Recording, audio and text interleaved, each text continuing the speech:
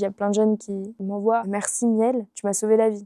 Dose, c'est toi qui t'es sauvé la vie. Moi, peut-être je t'ai donné 2-3 conseils et tout, mais c'est toi qui as fait le travail. » Je suis Miel à Beatball. Moi, le harcèlement, je l'ai vécu quand j'avais 12-13 ans. Je me suis retrouvée dans des situations vraiment pas cool à l'école. J'avais des photos intimes qui ont tourné dans tout le collège, donc vraiment pas sympa. Ce harcèlement, j'avais très peur d'en parler parce que j'avais extrêmement honte en fait. J'ai fini à l'hôpital après une tentative. À un moment, j'avais 3 rendez-vous psy par semaine. C'est beaucoup, hein. Ma vie tenait un peu un fil. J'avais beaucoup d'envie et d'idées suicidaires.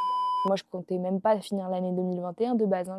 Normalement, je suis pas là. Hein. Qu'est-ce qui t'a vraiment aidé à aller mieux, toi? Moi, je pense que le lien avec mes parents, avec mes proches, c'est quelque chose qui a été essentiel pour moi parce que j'ai eu la chance, franchement, c'est vraiment une chance d'avoir des parents qui étaient hyper disponibles, toujours là à essayer de tout faire pour que j'aille bien.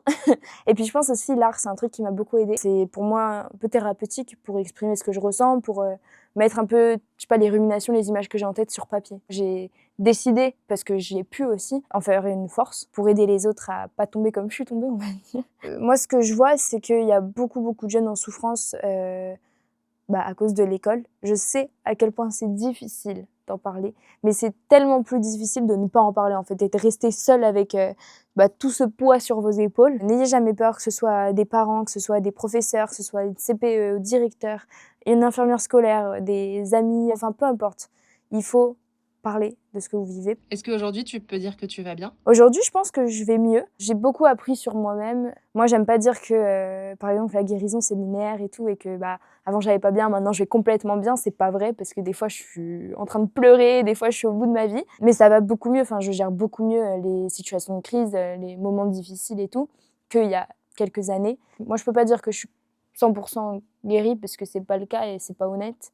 Mais je vais beaucoup mieux qu'avant. On a créé une application pour la santé mentale des jeunes pour qu'ils prennent soin d'eux, en fait, et pour recréer du lien avec leurs parents et leurs adultes de confiance. Moi, c'est vraiment l'app que j'aurais aimé avoir. Hein. J'aurais kiffé qu'il y ait des trucs comme ça qui existent quand j'avais 12-13 ans, ça aurait été génial. Au lancement de l'appli, on avait eu 150 000 téléchargements en 24 heures. Ça montre vraiment la demande en fait, et le besoin pour ce genre d'outils, donc c'est un peu triste, mais on est content si ça en aide quelques-uns. Quand on avait rencontré le président de la République du coup, en juillet, nous, on était venus avec des propositions, etc.